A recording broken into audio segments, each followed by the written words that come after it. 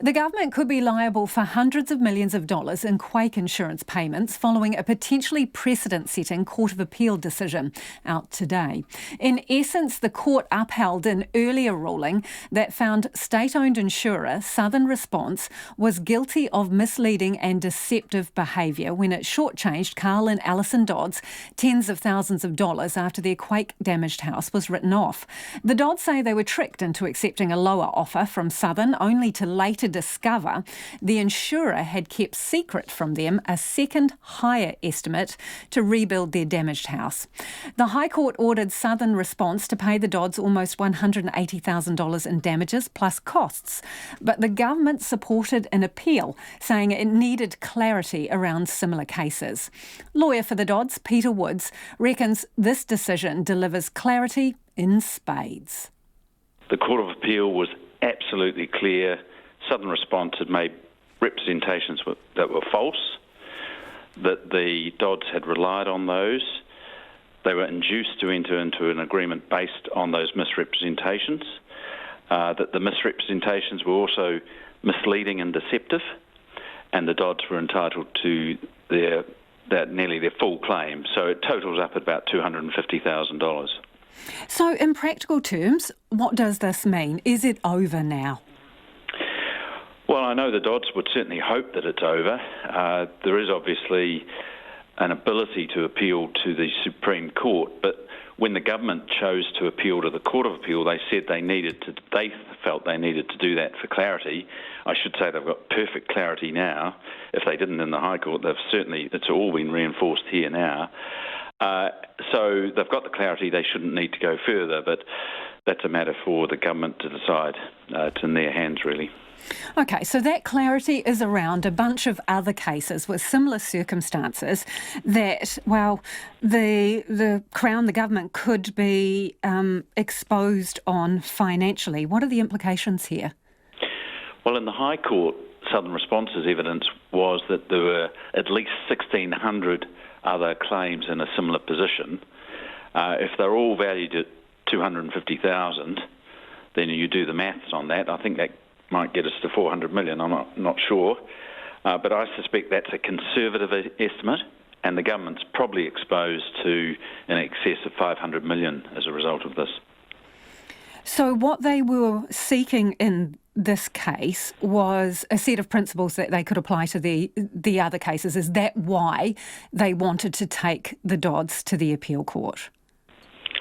Well, they said they wanted clarity. I have to say I thought the High Court judgment was perfectly clear, and certainly the Court of Appeal was found it perfectly clear because they've accepted all of the High Court judge's findings. So I don't know if it was actually to get clearer principles for those other claims, but certainly there is a very clear framework going forward as to how they should treat the other claimants. And what do you think that clarity is, that those others have to be paid as well? Without a doubt. That's a pretty pricey bill to pick up then, isn't it? It is, but they've known it's coming. Even in the High Court, Southern Response had done the maths. They tried to use that against the Dodds to say to the judge, hey, don't find in favour of the Dodds here because it's going to be so expensive with all these other claims. But the other side of the coin is once the judge had gone in the Dodds' favour, then they're exposed to all those claims. What would it mean if it is taken to the Supreme Court? Oh, it would be terrible for the Dodds. Litigation is very corrosive, even when you're on the winning side. They've suffered a huge amount of stress.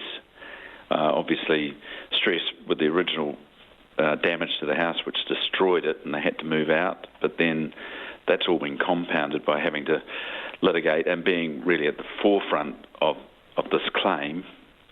So it would be really, really hard on them. To give us some kind of perspective, Peter, could you hazard a guess at how many hours you've put into this case?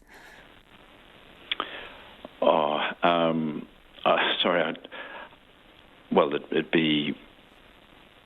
Sorry, I can't guess that. I need to look back, but it's huge. Huge, and I suspect that Southern Response has put in more time into it than we have. So do you think it made sense to, use the Doddses in this way? And was it fair to put a couple through all of this to establish a greater principle when they're just trying to sort their situation out and get on with their lives? Look, it's really tough on the Dodds. They've just suffered because they were the first ones to get to court. Frankly, I wasn't surprised the government chose to appeal given the amount at stake. I think any commercial entity facing north of 300 million in exposure would appeal. It was really tough on the Dodds then. The government did mitigate that slightly. You might recall it said, this is unfortunate, we feel we've got to get clarity, but we will pay your costs. So that actually took some of the burden away, but it's still the stress and uncertainty that's involved in going to another court and just waiting for this judgment and not really knowing if it's going to go any further. Are you going to allow yourself a tiny celebration, Peter? I think we should. I think we should mark every opportunity where there's a win because the odds are normally stacked against the homeowner. They certainly don't have equality of resourcing, and it's important that the Dodds should sit back a bit and take some credit for it, I think. And that's lawyer for the Dodds, Peter Woods there. Southern Response and the minister responsible for it, Grant Robertson, both declined to comment but issued this statement. We have received the Court of Appeal decision for the Karl Dodds v Southern Response case, and we will now be taking some time to assess the court's findings. We will be making no further comment until all parties have had an opportunity to consider the findings and to determine their next steps. They have not ruled out a further appeal.